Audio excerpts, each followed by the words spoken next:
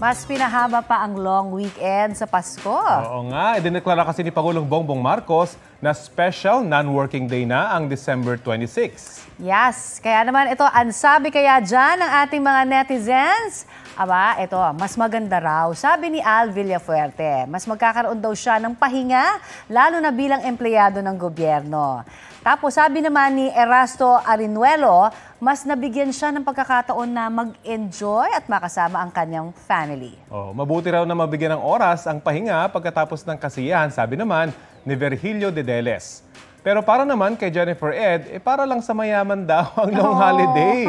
Hindi na rin nila kailangan ng mahabang bakasyon. Ayan, mga kapuso, makisali po sa aming online talakayan sa iba't ibang issue. At kung may mga nais po naman kayong maibalita sa inyong lugar, mag-PM sa Facebook page ng Balitang Hali.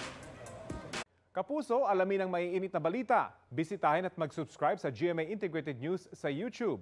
Sa mga kapuso abroad, samahan nyo kami sa GMA Pinoy TV at sa www.gmanews.tv.